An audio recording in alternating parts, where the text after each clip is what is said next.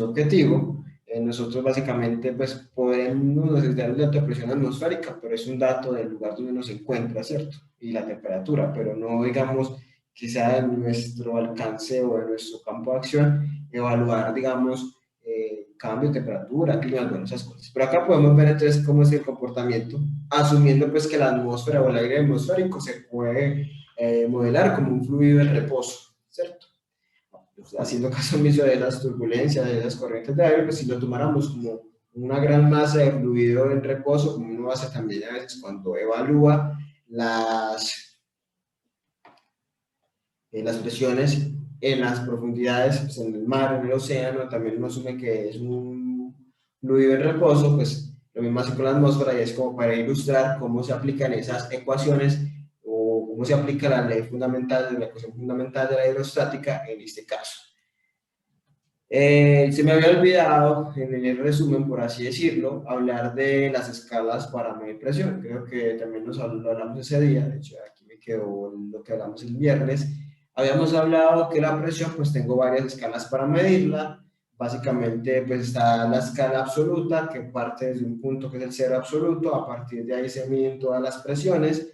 Y está otra escala relativa o manométrica que básicamente toma como referencia la presión atmosférica. Entonces, básicamente, en la escala manométrica o la escala relativa, el cero corresponde a la presión atmosférica del sitio donde yo estoy. Todo valor de presión que esté por encima de esa presión atmosférica se asocia como presión positiva. Entonces, de ahí para arriba, todo lo que tenga presión mayor a la presión atmosférica es presión positiva, y todo lo que tenga presión por debajo de la presión atmosférica se denomina presión negativa o presión de vacío. El hecho de que hablemos de presión de vacío siempre va a querer decir que estamos a una condición de presión por debajo de la atmosférica. Eso no quiere decir que sea negativa en escala absoluta. En escala absoluta, todas las presiones son positivas. ¿Listo?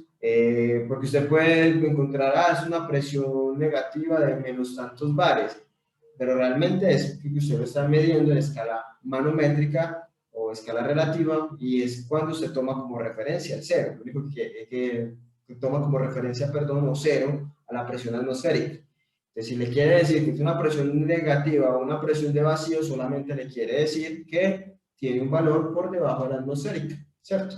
No quiere decir que sea una presión absolutamente, pues que sea en la escala absoluta sea menor a cero. ¿Listo? ¿Qué favorece eso? Lo que les decía yo en la clase anterior, que muchos problemas uno los puede resolver más fácilmente trabajándolos todos, con todas las presiones, en escala manométrica o escala relativa, porque eso permite que usted, independientemente del punto donde esté, Guarne, Medellín,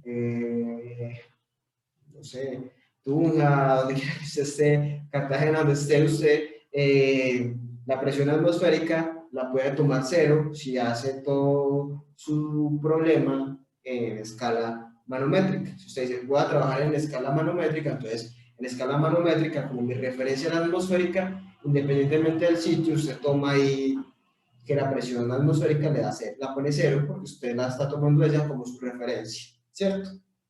Sin embargo, hay un caso especial en el cual yo no puedo trabajar con presiones manométricas porque los datos deben reportarse en presiones absolutas. Por ejemplo, cuando estamos hablando de la presión de vapor de los fluidos está reportada en escala absoluta. Yo no la puedo cambiar a escala manométrica. Siempre tengo que trabajarla en escala absoluta. Y lo mismo cuando estoy empleando la ecuación de los gases, PV igual a NRT, dice P, esa presión siempre es absoluta. Es siempre que tenga que trabajar con la ecuación de gas ideal o esté trabajando con presiones de vapor, cuando estemos viendo la parte de bombas, de selección de bombas y cavitación y todo eso, tenemos que trabajar siempre todas las presiones en escala absoluta, lo cual indica que así debo conocer cuál es la presión atmosférica del sitio donde me encuentre. Si no tengo involucrada ninguna de esas presiones, en gas ideal, presión de vapor, puedo trabajar en presión atmosférica, en presión manométrica, y tras trabajar en presión manométrica, pues puedo partir o tomar como mi referencia la presión atmosférica del sitio. Eso también es un principio que se utiliza, por ejemplo, con los dispositivos que se emplean para medir presión, por ejemplo, los manómetros, bajómetros y bajomanómetros, que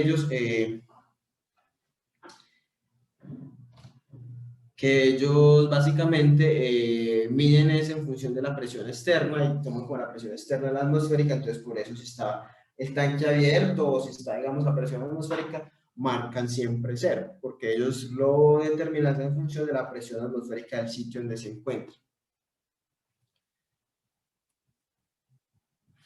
Antes de que miremos este ejercicio que está acá, pues que lo podemos hacer, antes de que miremos eso y hablemos de los medidores de presión, para que nos quede más claro, allá vamos al diagrama, para que nos quede más claro,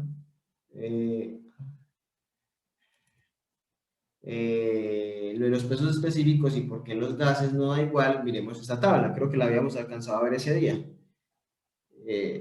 Acá miramos los pesos específicos, este color azul, de diferentes fluidos, ¿cierto? Aquí tenemos varios líquidos, gasolina, acetona, petróleo, agua, leche, bueno, y aquí vemos el peso específico, ¿cierto? En newton sobre metro cúbico. Aquí tenemos el agua destilada, pues que es en 9800. Sí, básicamente 6600, 7000, 9800, 10000. Y aquí los vemos para gases y vemos la diferencia en esos valores, ¿cierto? Aquí vemos para diferentes gases. Entonces vamos a hacer un ejercicio para que, aquí sí se ve la diferencia, claro, porque esto es 6660, o sea, el punto quiere decir 1000, 7640, 9800, 10000, 14500, 133.085 newtons sobre metro cúbico para el mercurio. Pues el mercurio es un metal líquido, pero entra en la categoría de líquido y es muy pesado, ¿cierto? Y acá están con comita, eso sí es decimal, para los gases, hidrógeno, veamos el aire, aquí está el aire, 12.67 newtons sobre metro cúbico es el peso específico. Listo, vamos a mirar algo. Vamos a asumir que tenemos dos recipientes. Vamos a asumir que este es el recipiente 1 y este es el recipiente 2. Y vamos a asumir que son muy grandes esos recipientes. Imaginemos algo así bien loco. Vamos a asumir que este recipiente tiene una altura de 100 metros. Ambos tienen la misma altura, 100 metros. 100 metros.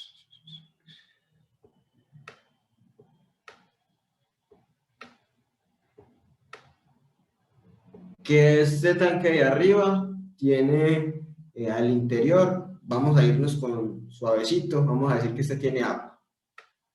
Que no nos pongamos pues con uno más pesado, vamos a decir que este tiene agua. Y vamos a decir que el de abajo tiene adentro, tiene aire. Y vamos a, pues estamos así como ejemplo, a suponer que en ambos casos, pues que la densidad es constante. Vamos a decir que aquí la densidad es constante, pues igual es compresible, entonces, esto densidad constante. Y vamos a decir que en el aire también la densidad es constante. No nos vamos a poner a decir que la densidad varía ni nada, simplemente para que miremos. Entonces vamos a determinar, ustedes me van a ayudar a hacerlo, a determinar si yo quisiera establecer cuánto es la presión acá en este punto, ¿cierto? Y la presión acá en este punto de arriba, lo mismo para el tanque de abajo, aquí abajo y aquí arriba. Entonces, queremos saber cuánto sería el delta de P entre el punto de arriba y el punto de abajo para este tanque teniendo agua, y cuánto sería el delta de P para este tanque que tiene aire. ¿Cómo lo podríamos hacer? Vamos a asumir que ambos fluidos pues están estáticos, estamos en un problema estático, que están en reposo y que la densidad es constante. Entonces podemos utilizar esta forma simplificada de la ecuación fundamental de la hidrostática. Entonces vamos a hacer la suposición de que el aire está a densidad constante, ¿cierto? Es una suposición pues que tiene error pues ahí. Bueno, entonces vamos a decir que ambos están a presión constante, entonces lo que vamos a hacer es emplear esta ecuación que está acá para poder determinar cuál, digamos, sería el delta de P asociado a esa diferencia de alturas. Es decir, el delta de P sería P menos P0, si yo lo despejo de acá, P menos P0 sería igual a ρ por G, pero ya sabemos que ρ por G es ¿qué? El peso específico por la altura. Entonces vamos a reemplazar esta formulita para ambos casos, ¿cierto? Entonces vamos a hallar ese delta de P para ambos casos. Es un ejemplo, pero es para que miremos la diferencia que hay y estamos conscientes. Vamos a hallar para ambos casos cuánto sería delta de P, que entonces ya les dije que delta de P sería igual a ρ por h, ¿cierto? Que sale de acá.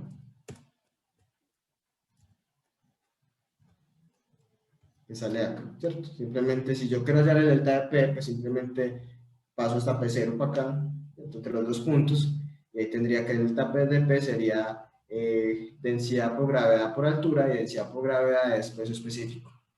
Entonces, ¿cuánto daría, por ejemplo, en el tanque de arriba que el fluido es agua? ¿Y cuánto daría en el tanque de abajo que el fluido es aire? Ambos se encuentran, digamos, la diferencia de altura es lo mismo, 100 metros, una altura muy grande, claro, es un tanque de 100 metros, pues teniendo agua, ni siquiera esos contenedores grandes que hay en los pueblos, o que hay en los pueblos antes donde se recolectaba agua, ni siquiera esas plantas de tratamiento tienen alturas así, pero bueno. ¿Cuánto daría el delta de P para el caso del agua y cuánto daría el delta de P para el caso en el cual el fluido es aire? Si alguno nos